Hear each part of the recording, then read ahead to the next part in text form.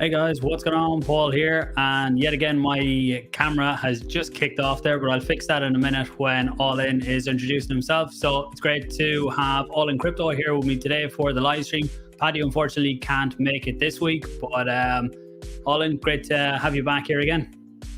Yeah, it's always a pleasure. Me and you talk quite a lot off camera, so it'd be nice to sort of capture some of what we talk about on camera. And coming off the back end of what can only be described as a volatile week, to say the least, really looking forward to doing this, and it's always a pleasure to come on your show.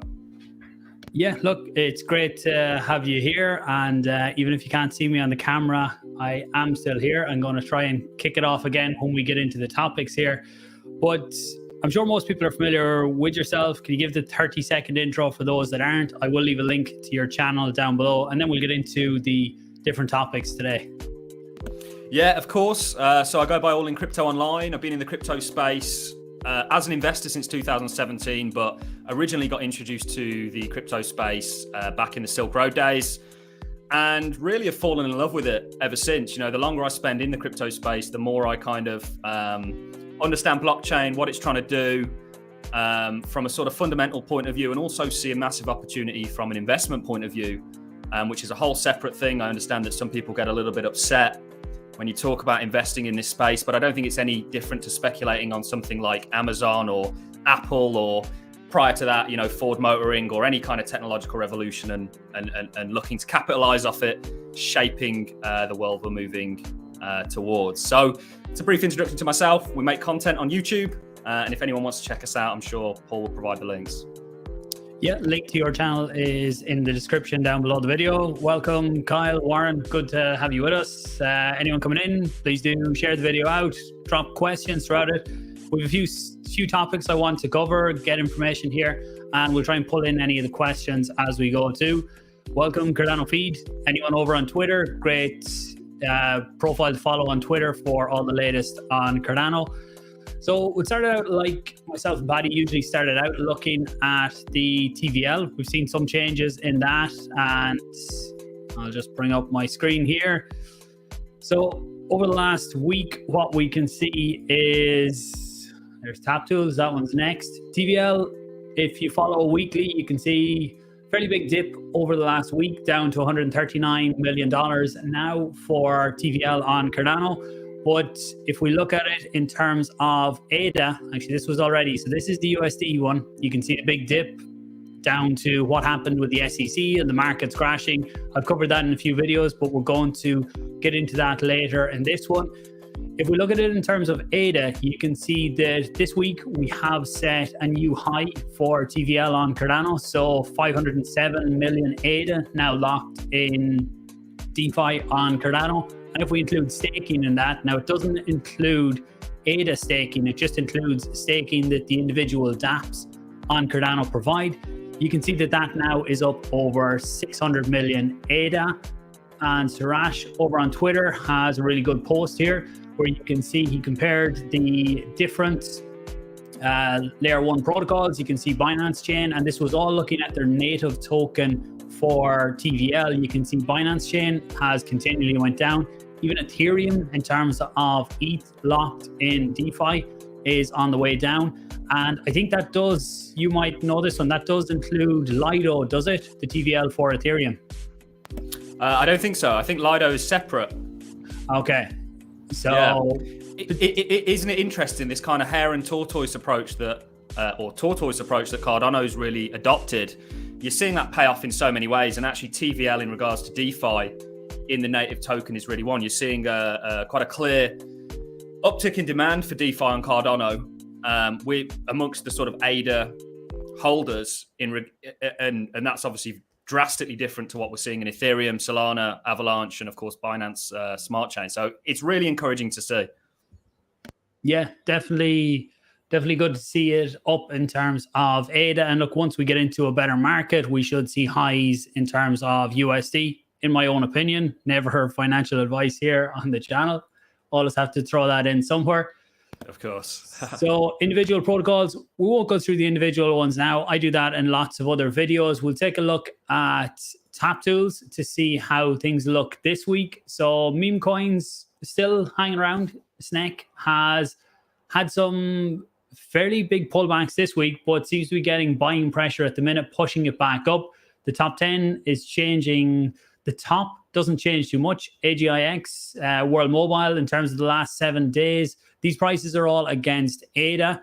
So AGIX, World Mobile, not much of a change in the last week. ADA having a bit of a pullback, but over the last few months, ADA has been one of the strongest. Cardano DeFi projects, Meld. It's been killing it. Oh, yeah. ADA has, over 30 days, still up 90%. But I think back at the beginning of the year, this was under 1 ADA per ADA token. So some serious gains there for anyone who got in early. Meld hanging around, not doing a whole lot in the last 7 days. SNEC up 37% in the last 7 days, but this one can be up 20% one day, down 20% the next. It's some fairly volatile moves. Kopi still in number 6, just hanging around. And every week, Rob and Josh put out their updates on Kopi Cafe. I'll be sitting down with them fairly soon, I think, to get a walkthrough of the game too. So looking forward to that. Newnet 7, Min, again, another very solid project. Doesn't seem to be doing a whole lot in terms of price over the last 30 days. Had a decent run back when meme coins kicked off first, with people were getting discounts for trading fees when you held certain amounts of Min tokens. So that really helped. Indie has been the big performer over the last few weeks, really up 167% in the last 30 days, and the last week up 60%. I think that's even an all-time high for it in terms of ADA. Yeah, so that is, it's currently sitting, you can see it even went all the way up to 13.5 ADA. Having a bit of a pullback at the minute, but after such a big run, it doesn't make a huge difference. So at the minute, Indie is hitting an all-time high. Really solid protocol. Talked about them a good bit here on the channel, that I really like them. They've came out, no issues, and one of the best performers for DeFi on Cardano so far. And Society, the Ape Society token, rounding out the top 10. Ape Society, I sat down with the team yesterday to record a podcast talking all about Ape Society, how it started, what they're doing now, and then we've done a separate one talking about Levy Finance, which is going to launch in the next few weeks. That's a lot of talking from me. I'm going to hand it back over to AllIn to any projects that you're personally watching, any Cardano projects? Yeah, so with some of the Cardano altcoins, I do have a little bit of PTSD. However, I think that was just timing. The market's wrong. It really doesn't reflect at all. There's a massive disconnect with the price of something and what's actually going on with the project. But in regards to specific tokens, AA to finance is one. Anything on Cardano that has a real world use case is something that we're interested in. Very interested in Cardano generally. AA to finance, we mentioned VY-Fi off camera. That's something that I'm certainly looking at. I think with Cardano, just like with Ethereum, I've kind of tried to look at what's done well on Ethereum in regards to DeFi and maybe apply that to Cardano. What could do well here? Things like a DEX. There's going to be a prominent DEX on Cardano. Is that MinSwap? Is that Wing Riders? This is all stuff I'm still trying to figure out. And I think we're in a very, very early point. It's very encouraging that Cardano's had the kind of ecosystem on Cardano's had its own little bull run. You've got projects at new all-time highs in regards to ADA. But specific projects, really looking for things that have real-world use cases, like something like AA to Finance, World Mobile Token, of course, we like. VY-Fi, something interesting. I think a DeFi aggregator is going to be a big deal. If people have a one-stop shop so they don't have to connect their wallets to all these different applications where they can farm yield from according to whatever risk tolerance they want, I think that's a big deal. So things like that we're really interested in, but very encouraging to see some of the price action that we've seen. And we know price discovery can often get very aggressive. So I actually expect for a lot of these projects that don't have any kind of branches above them, that they could do very well under price discovery. So I don't think the bull run is over for Cardano altcoins at all. Yeah, I think it hasn't really got started in a lot of aspects. Yes, we've seen some coins have had a brilliant run over the last while, but the community is there wanting to get into these projects as soon as we can get into a bull market. I think some of the projects building will do extremely well. You look at ADA how much it's done this year. Actually, it'd be interesting to see what it's actually done this year. So if we look back, I think it started daily, off, yeah. so back here in January, it was trading at 0.75 ADA. So it has done over a 10x since the start of the year so far, which when you consider we're not in a bull market, that's extremely good. And there's lots of other ones like that out there that are doing very well.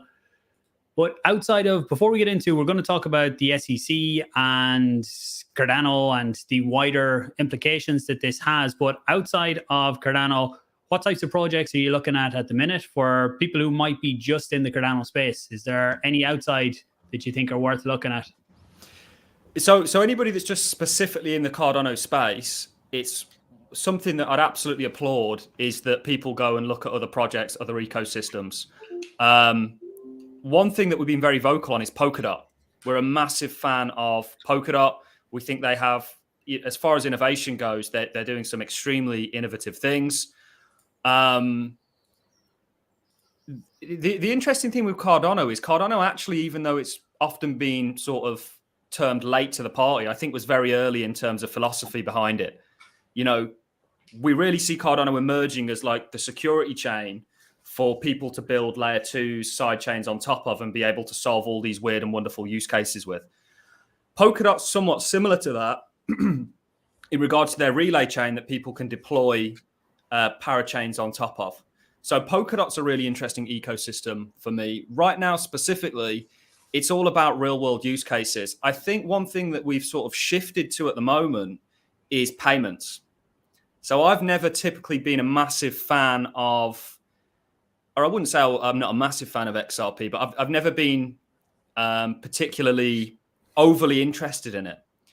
However, of course, and I'm sure we're going to get onto all this, with what's happened with the SEC lawsuit, that's become a massive interest and actually is going to potentially lead the way for everything.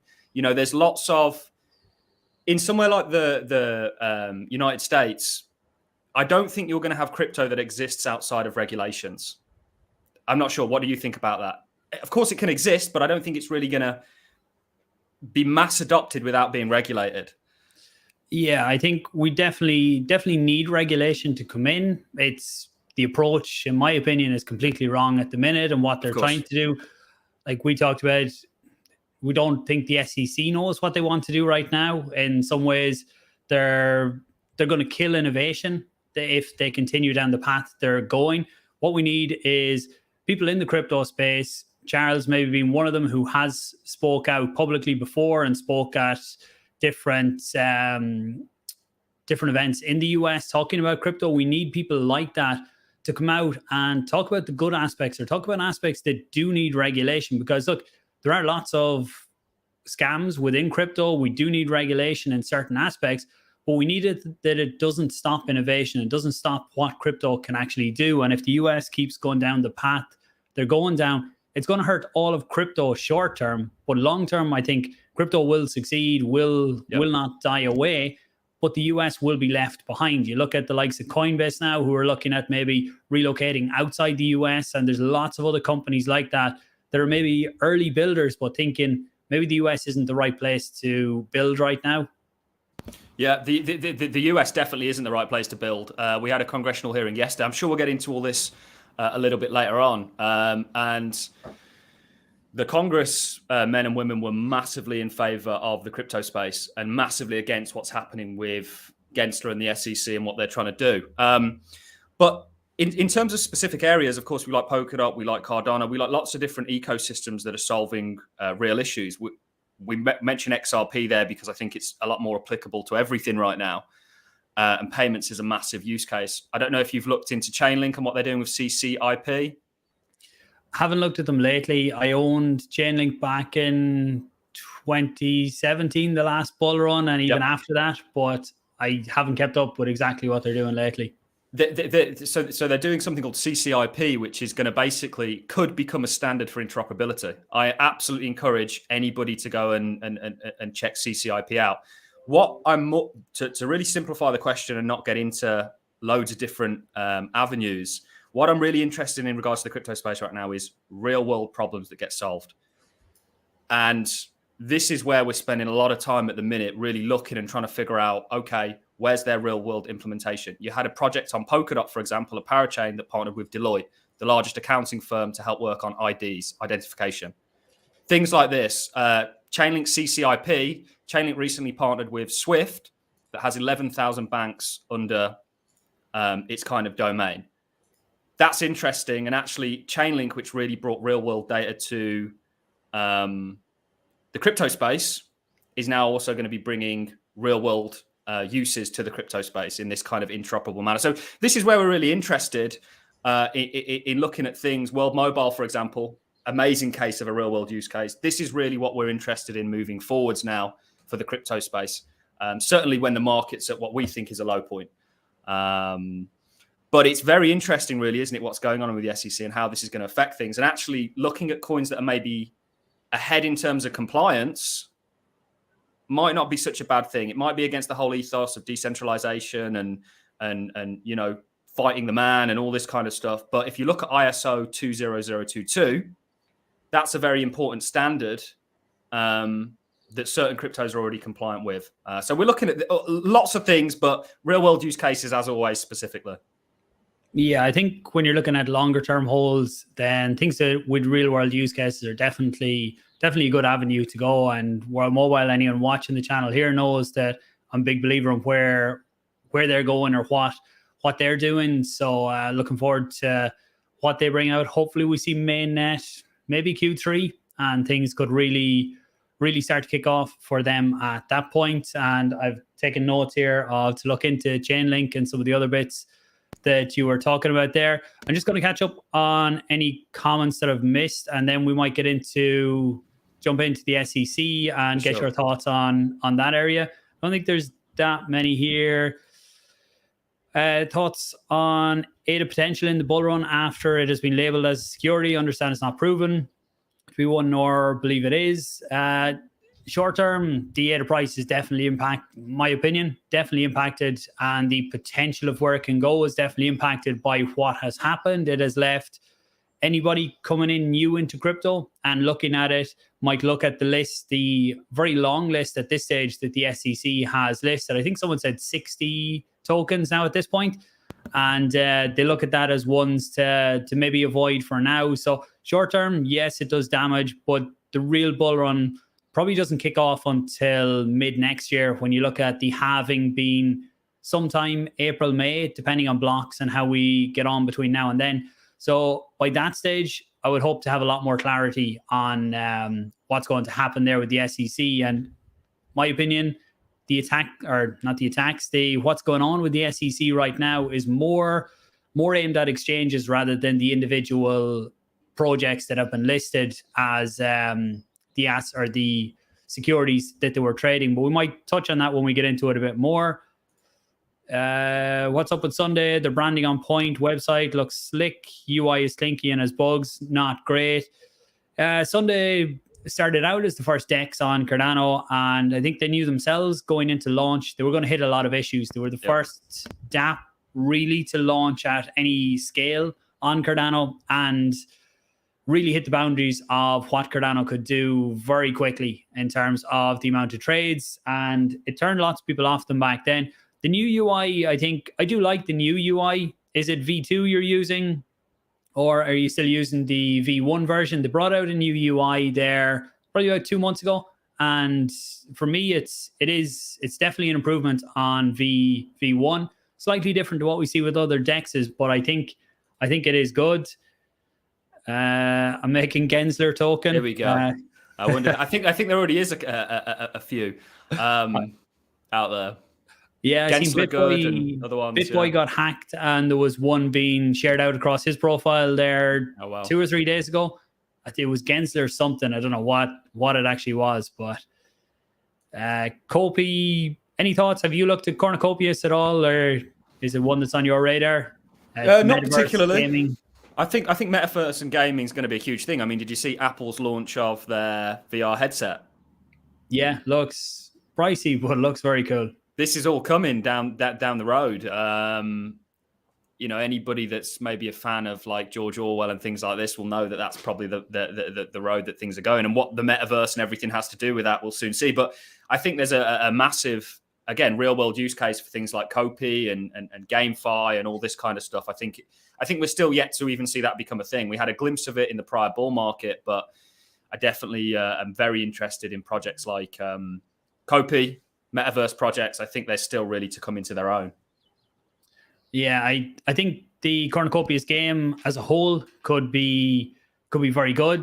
Kopi, I'm still holding pretty much all of the Kopi that I got at the very start when they launched first. So I'm holding that for the long term because I think it can do very well. In terms of actual price targets, I can't really set any now. Yeah. We see how the game, what level of a game they launch at the start and how that progresses then is going to really determine that. So any price now would change extremely quickly.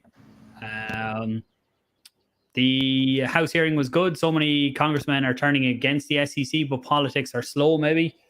Yeah, that'll kick us into the SEC talk and everything that's gone on there. It is interesting to see that there's a lot of people not on side with the SEC right now, and the action that Gary Gensler has taken. When you hear Gary has got a bit of a roasting sometimes when he has been in the hot seat in, I don't know, is it Congress or what the US calls it, where when he's up there. But what's your overall take on the SEC action on Coinbase, Binance, and their path right now? I think it's a mess. Nothing short of a mess. The whole thing is a complete mess. I'm not a lawyer. I have no background in, my background's in dentistry, believe it or not. So I have no sort of authority to speak on whether something is a security or not. This is something that's likely going to get worked out by the courts. And I think that's the approach that they're taking. Yesterday, we had the Hinman documents released, which were very interesting, which were focused on a former member of the SEC's Ethereum speech, which essentially focused a lot on decentralization. And if something's decentralized enough, how can you accuse any one individual or a couple of individuals of being at the heart of it? I think my overview of what's happening with the SEC is it's damaging to America in regards to where they are as a tech leader. It's damaging to the people of America, and it's damaging to America's kind of role in the global stage, because I think there's now 12 countries, including the European Union, that have actually came out and tried to cater for this industry and have changed regulations to suit it. There's been no attempt of that whatsoever by the SEC. They're very much saying, okay, well, we've got regulations, we don't need to change them. When in actual fact, the Hinman documents yesterday very much revealed that Hinman and a number of SEC members actually came out and said there's this other category. And even though he was advised not to come out and publicly say it, he did with the Ethereum speech. Ethereum essentially got a free pass. And why Ripple was so eager to get the Hinman papers released was because it shows a complete contradiction between the treatment of Ethereum and the treatment of even something like XRP. And actually, now more broadly, the entire crypto space. If they're going to give Ethereum a free pass, then the reasons they gave Ethereum a free pass apply to Cardano and actually a lot of other cryptos. So I think it's regulation by enforcement. I think they're going to the courts deliberately to try and power grab. I think that's very obvious. And I don't think that I think everybody right now is confused, and I think it's meant to be that way. And that's why they've taken everything to the court. In regards to you mentioned on one of the first questions we had that there was 60 something cryptos that were mentioned by the SEC. Mm-hmm. The interesting thing is, even in regards to the Coinbase lawsuit, there's over 200 cryptos mentioned on Coinbase. So are they picking winners here in regards to the 60 that they've mentioned, but not the other 140 that they haven't? None of it makes any sense. And I think really over everything what's going on right now is they're trying to power grab in regards to taking things to court. And I think Ripple win the lawsuit. We've got some upside targets for Ripple. We think Ripple does very well, XRP, sorry. And that would hint at them winning the lawsuit. And it certainly seems that way. So that's really my overview, that this is a power grab. And that it's a complete mess because the contradictions out there are just insane. So yeah, what are your thoughts on the whole thing? Yeah, I think they don't know what they want to do. You look at the laws. This camera is really, I don't know why. It must be the heat here in Ireland. Must be It's me. just, yeah, it keeps kicking me off here, but I'll keep talking anyway and fix it after.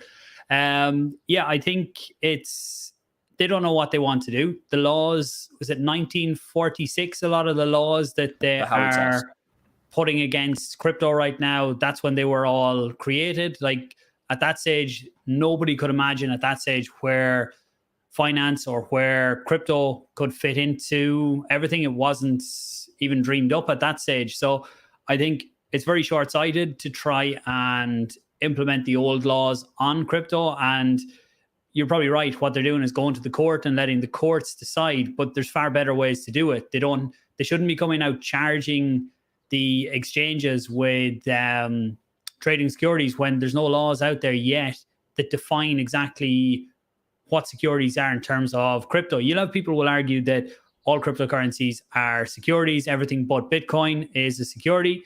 Normally, lots of maximalists will have that viewpoint and they see this as a good thing because people will give up on everything else and flood back into Bitcoin. But that's not going to be the way that I see it happening. So I think it's going to be a long fight. It's right now, XRP is probably the only one that's actively being fought against on an individual basis. Obviously, ADA was listed among lots of other ones. Is it the XRP or the Ripple case? What's the... So the actual case is against Ripple, Brad and Chris.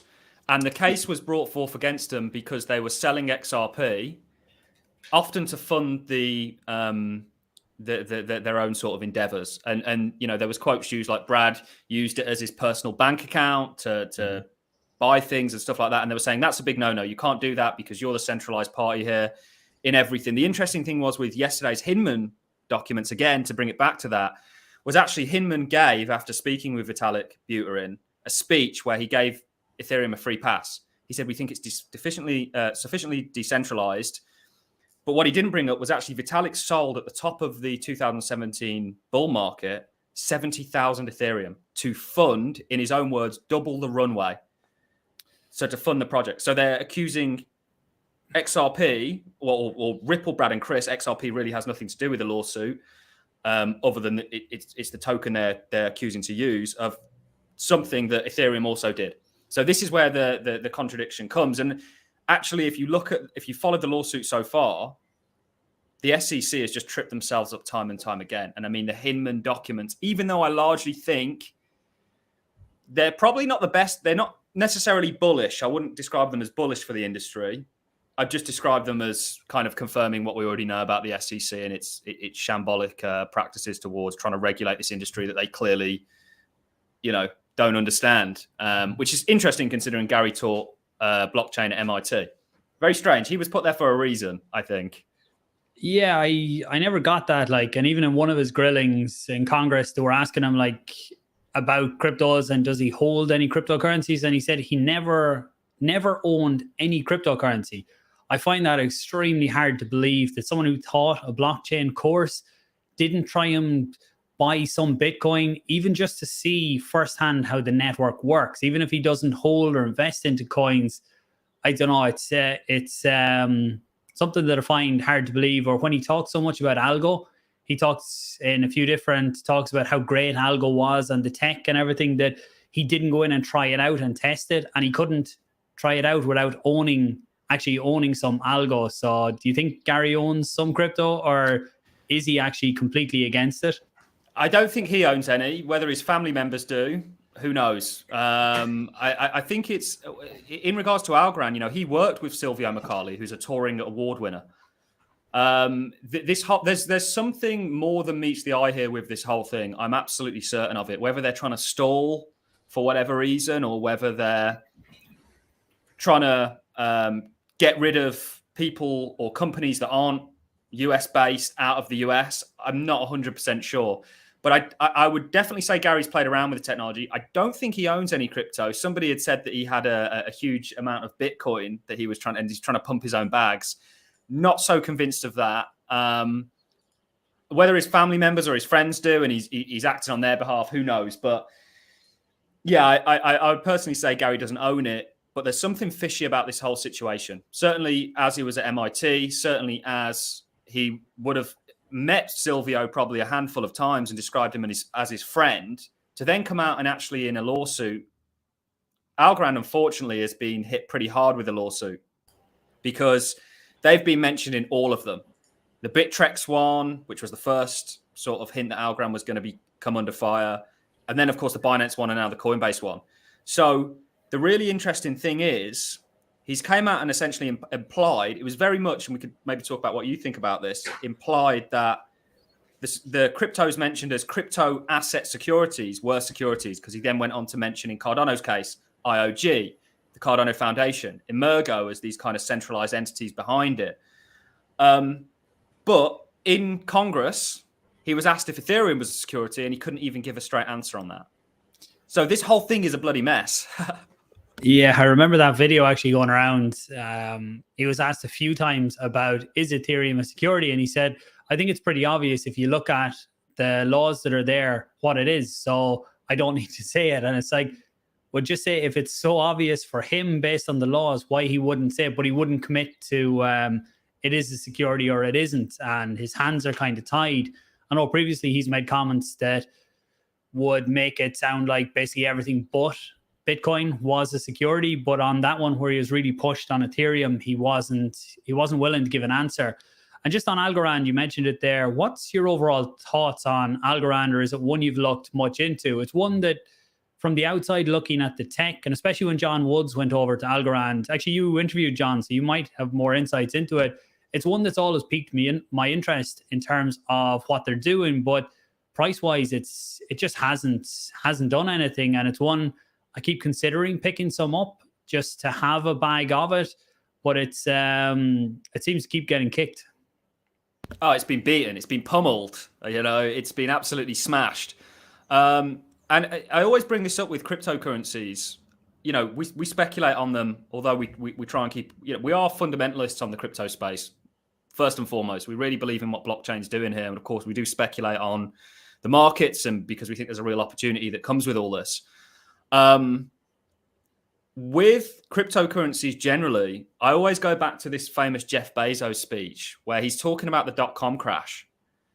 And he's saying, the funny thing about that was the price absolutely tanked and went to $7 from 105 or whatever it was. But the interesting thing was, whilst that was happening, every single metrics that you could weigh the company up on in terms of sales, growth, revenue, was doing the exact opposite and continuing to do very well. And I think that's applicable with a lot of the cryptocurrencies right here, right now. At the end of the day, price is completely speculative. It's moved off buyers and sellers. So if you've got more sellers than buyers, it's going to go down. In this kind of a market where, and you mentioned about the bull market and that we're not in a bull market yet, I actually think we are for Bitcoin and the total crypto market. If you look at the stock market, Apple's gone on and put in new all-time highs. Gold, for example, is at new all-time highs. Very different from the narrative of a doom and gloom bear market that even I was propagating back in 2022. We took a fundamental change on the market in 2023. But in regards to Algorand specifically, Algorand is one hell of an impressive blockchain. If you look at a layer one, they're doing sensationally well. I mean, so you're talking about already being as scalable as Visa, can deal with the same number of transactions. Quantum resistant. They're working on things called state proofs, which is very similar to Mithril in regards to interoperability. John Wood, I'm sure you know from Cardano, is just a great guy. I've interviewed him twice now. Hopefully get him on very soon to talk about everything. And I think as far as the blockchain goes, they already have, with the Bank of Italy, issued Italian bonds on the blockchain. This is a glimpse of what's to come in the future. They're a very, very impressive blockchain. I think where they suffer from a price point of view is marketing. I don't think they have anywhere near as strong a community as Cardano does, but that may come in time.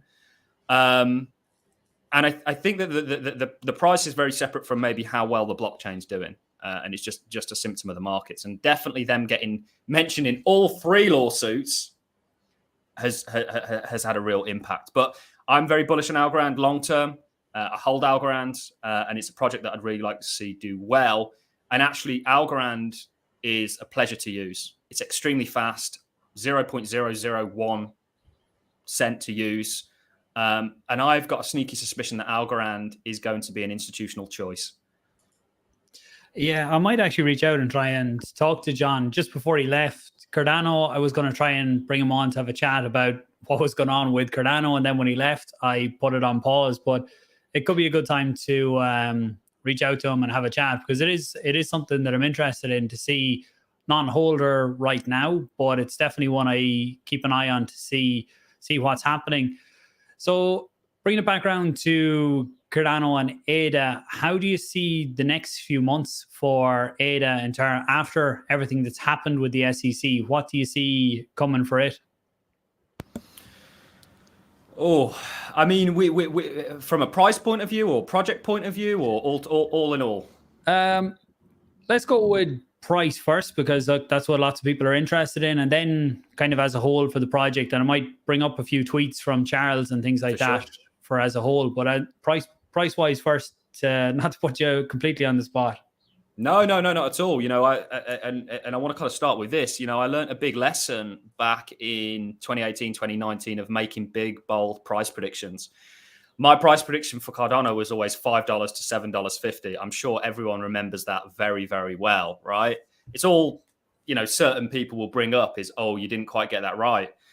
And when I look back, you know, I was really basing that on market cap and a number of other things. And I try not to give price predictions, so to speak, anymore. And more deal with, well, what are the possibilities, right? Do I see, I know we're only talking in you know, a couple of months down the line here. Do I see a layer one, whether it be Cardano, Algorand, or any of the others, getting to $1 trillion in terms of market cap? Absolutely, I do. And you can work out the price from that. You know, Bitcoin's shown us that it can do that. Ethereum got to $500 billion. And actually, if you look at the traditional stock world and why we're not in that world yet is because of lack of regulations. I think there's a silver lining in this whole thing. Nvidia, got to $1 trillion market cap with $30 billion revenue. You will see layer ones get to those kind of prices in terms of market cap eventually. Whether Cardano does that or not is still to be seen. But you know, we ultimately back Cardano. Over the next couple of months, I ultimately think that we're out of a bear market. Now, we're not for altcoins. It sounds very interesting. Some altcoins like Cardano, like Algorand, that have gone on to put in new lows. If you look at Bitcoin, we got long on the market in January. And actually, if you look at Bitcoin and the total market cap of the crypto space, it's still 60+% up, right, from January's lows. And we don't see another low coming in for those markets. Altcoins, small, speculative, very low liquidity. I think there could be a massive silver lining. I think that if Cardano hasn't already bottomed, it's damn close to it. That's just my own personal thoughts. We've been buying ADA since the start of the year, and we're going to continue to do so. In regards to everything that's going on with the regulations, and I'm sure we'll talk about what Charles had to say about it shortly, I think there could be a massive silver lining here. The pushback that we saw in regards to what Gensler's doing was really encouraging, because in the same way there's been this massive negative effect with Robinhood delisting them, eToro, so on and so forth, that can work both ways. If we get some sort of an inkling that actually they've been wrong in regards to calling these securities, the price is going to do very well on the back end of that. But over the next 3 months, we've got a target for 40K plus Bitcoin. I think Cardano will do well on that. Like I say, I think you are at the lows for Cardano. The stock market, by the way, I think is going to go on and put in new all-time highs before some sort of catastrophe occurs. Now, that sounds crazy to so many people, but actually, if you look at, we've got a rate hike today. What happens with rates when rates stop going up and they go sideways? If you go and look at that chart, I should have really forwarded it to you, actually. You can see that actually, typically when rates pause, the markets go absolutely ape. So that could be on the horizon. So we're very, very bullish on the crypto space. It's kind of ironic that the one market that we didn't quite get right calling January's lows on was some of the altcoins like Cardano, which is the predominant markets that we're in. But every other market is doing well. And ultimately, we think that there's more upside to come this year. Where we fundamentally disagree with the bears right now is on timing. We think that all comes later. The catastrophe comes later. So I think Cardano is going to do just well, just fine over it's not going to move. It's not going to go up. You've got people calling for 14 cents, 8 cents. You'd be very lucky. I think this 20-cent zone is a good sort of footing, in my opinion. Yeah, I think that definitely covers a lot of different views on it. Personally, yeah, I do hope we've seen the bottom for Bitcoin. For altcoins, I didn't think we were going to see the low 20s for ADA again so soon. This is 2 weeks back before everything kind of blew up when we were starting to push up to 40 cents and above.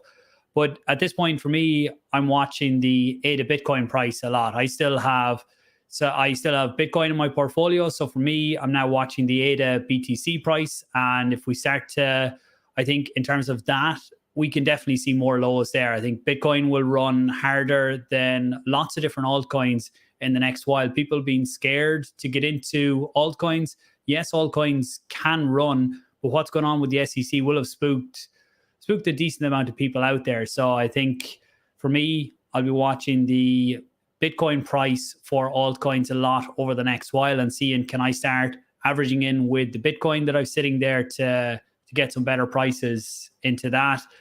But you mentioned the rates there. I was just looking for no rate hike today. The percentage at the minute is looking at 93%. Yeah. You got to be careful with this now, because their language that they're going to use is going to be very interesting. You've all of a sudden seen this skip narrative come around, right? Like, markets don't like uncertainty. If we get a pause and they say, okay, we don't see sufficient reason to continue hiking here, happy days. If we get a pause and they call it a skip and say, we're going to miss this one, but maybe do the next one, markets aren't going to like that at all, I don't think.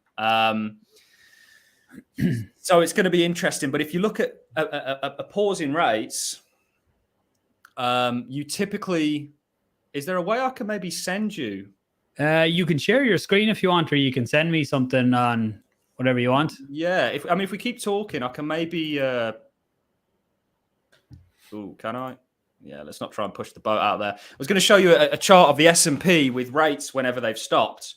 And you'll see that every single time that rates have stopped going up in America after aggressively being tightened, the S&P actually goes on typically and puts in new all-time highs.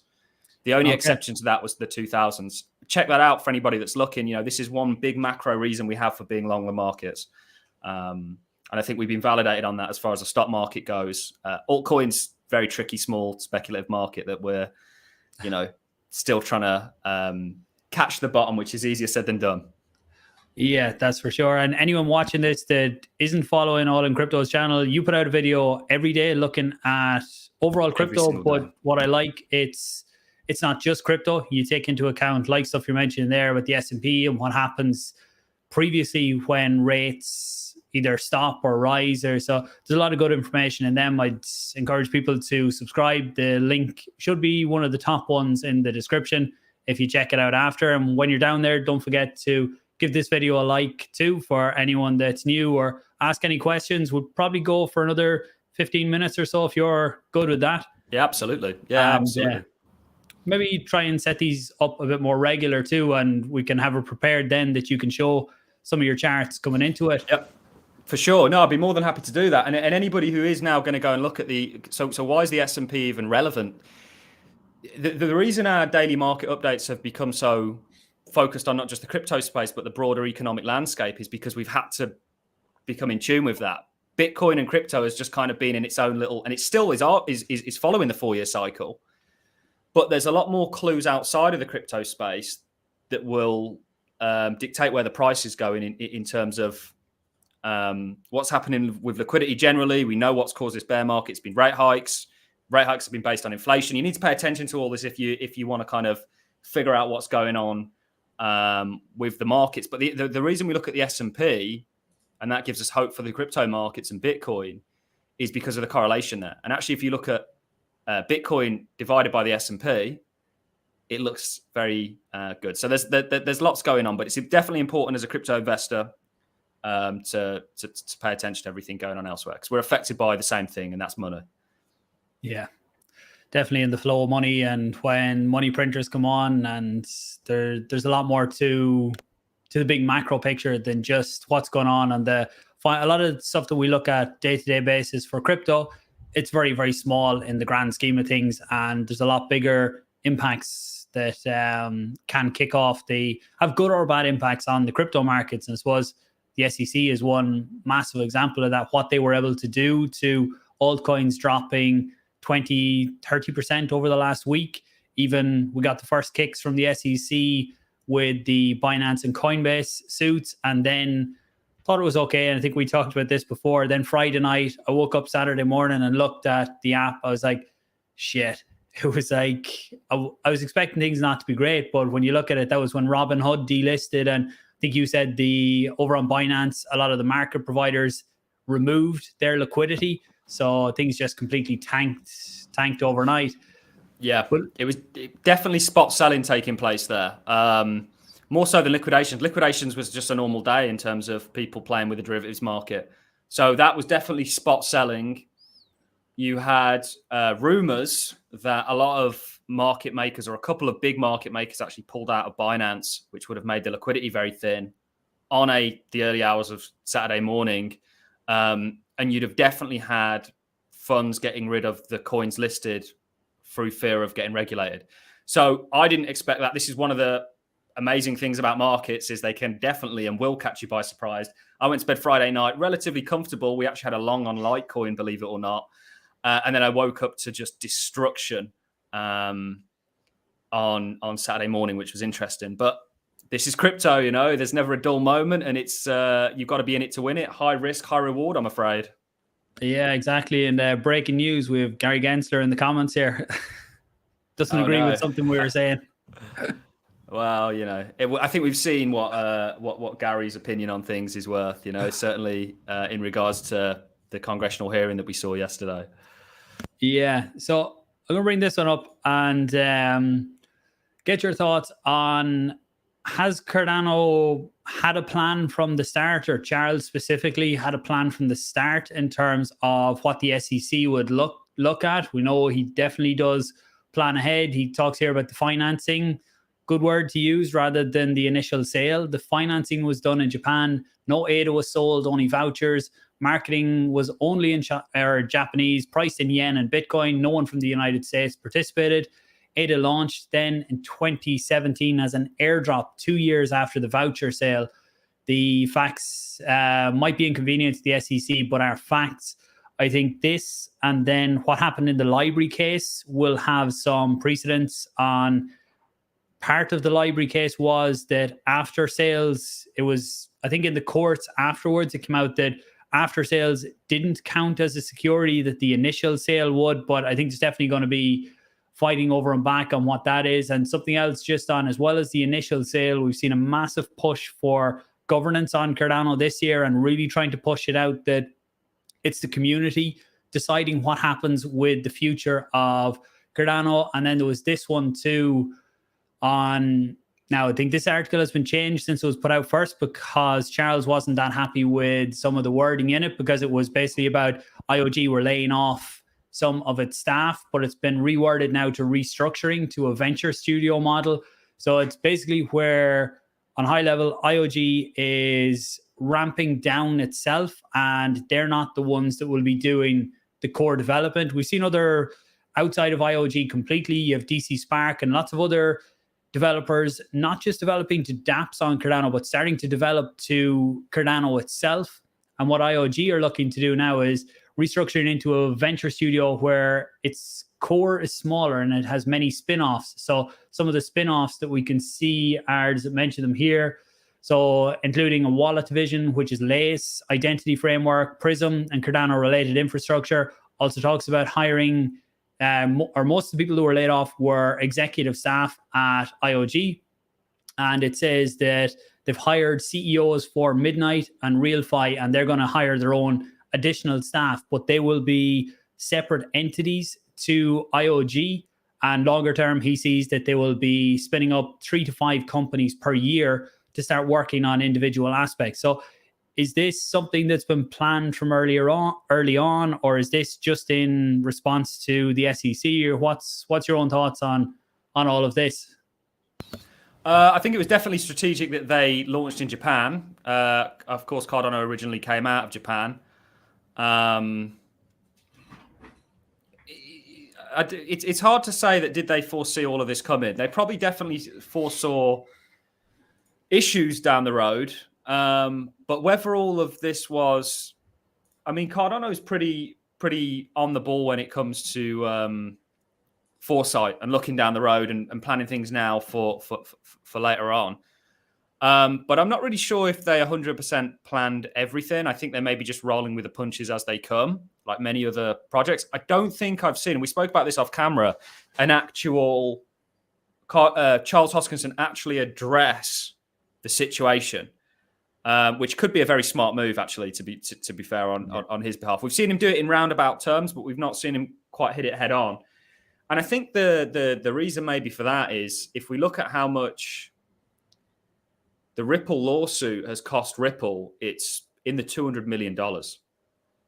And typically with SE lawsuits, they've got like a 95% win rate. So it's very interesting what's going on. The actual token sales, it's not the jurisdiction of the SEC. I'm pretty sure Japan have actually have regulatory framework around Cardano. Pretty sure. Yeah, I think it passed certain tests to be listed on exchanges in Japan. It's a lot stricter on what they can list on exchanges out there, and ADA is listed. And that was only in the last year, I think, that happened. Also Hong Kong as well. Isn't it interesting that actually Hong Kong as well, in response to all this, turned around to Coinbase and said, look, come on over here. We'll have you. So it's... I can't help but feel like there's a real silver lining to all of this. And actually, this is going to go massively in the crypto space's favor. Because if you look at the motoring industry, for example, when that first came out, you had a lot of people lobbying against it. And then you had regulations that were just silly. Like, you know, 2 people had to sit in the back and hold flags whenever someone was operating a motoring vehicle. And then, you know, all industries, the telecom industry, the television industry, the PC industry have all faced, some more than others, a degree of regulatory attack. Crypto is the same. And I actually think that all of this is going to get resolved. We know crypto isn't going anywhere. And Charles, the Cardano Foundation, are very smart people, IOHK, and I'm sure they've got a plan for all of this. And I've seen it come into a degree, but are likely rolling with the punches as they come in. Yeah, and 56 Hope Road every week, I think. I don't think you've missed one of our live streams so far. Great to have you here.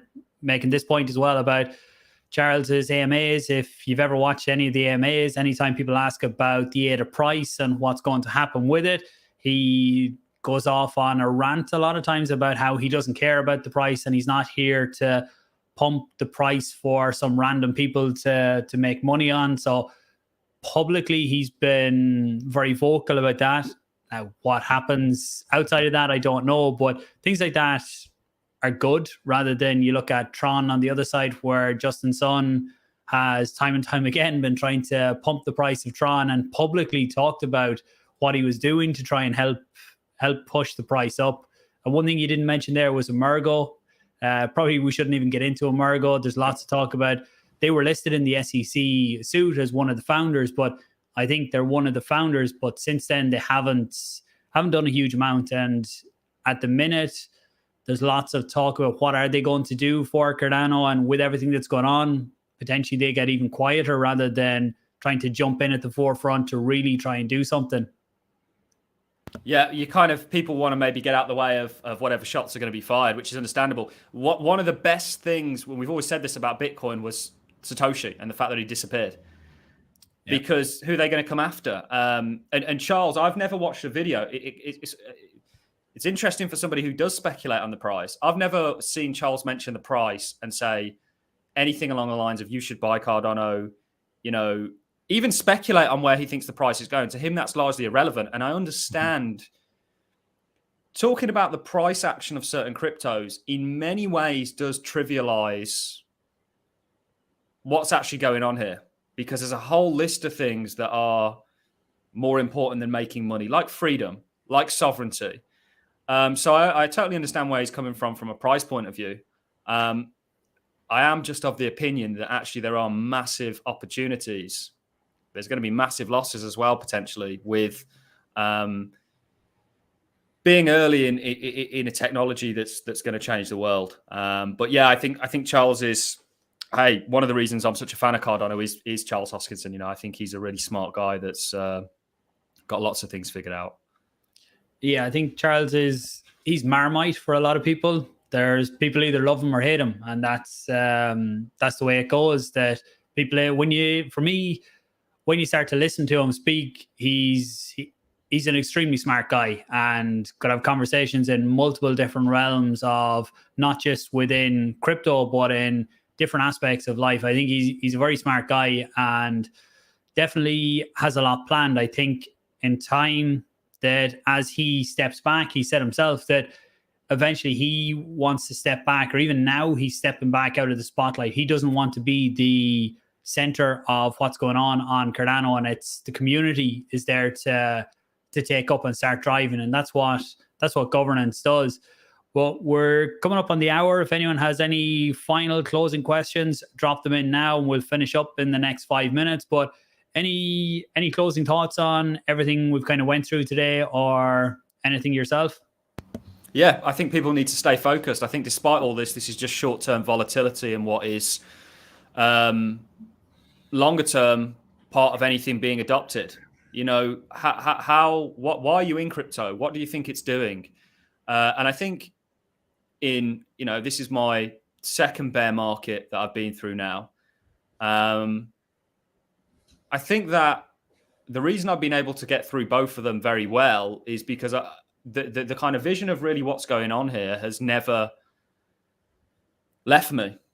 You know, people say, what's the use cases for blockchain? Well, think about any industry that relies on trust or accounting or pay or anything. You know, blockchain is literally going to be used in the same way that we're using a computer right now. We're speaking on a microphone, which had been created, you know, so on and so forth. Or a dodgy camera. Or a dodgy camera, yeah. So people need to kind of remember that and understand that, you know, this is an industry that hasn't even been allowed to be an industry yet in the likes of the US. That is all coming. Crypto isn't going anywhere. It's why you see all your big institutions and funds working with it. Just a quick case, I don't want to keep bringing up XRP here because I know many people probably aren't a fan. XRP are working with the Bank of England. They're working with some of the biggest financial players in the world. I should say Ripple is, sorry, not XRP. What does that tell you about what the SEC is doing? And maybe there's a bit of a contradiction there. You know, if these players thought that crypto was going anywhere, they wouldn't be interested in it. They wouldn't be investing in it. You know, BlackRock have partnered with Coinbase. Yeah. So there's something more than meets the eye here. There's going to be massive upside if this gets settled, and I think it will.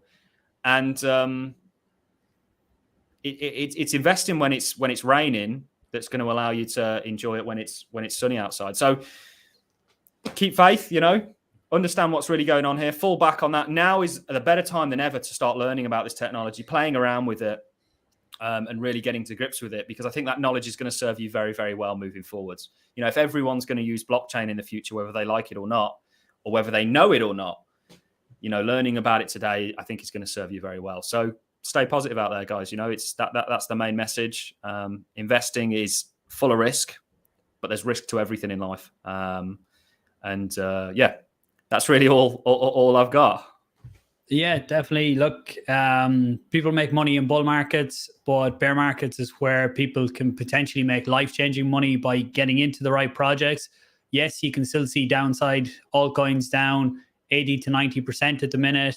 They still can go down a lot more. That's why DCA, dollar cost average, is always, for me anyway, is always my best way into the market. To, if you find a project you like, I personally, you're all in, but I personally go a small bit in at a time and keep DCAing into the project to try and get in as the market falls. I trade on my own a lot.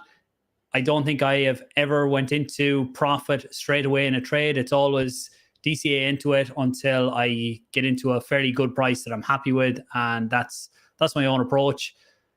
I do appreciate your time today. It's been great to catch up. Pleasure.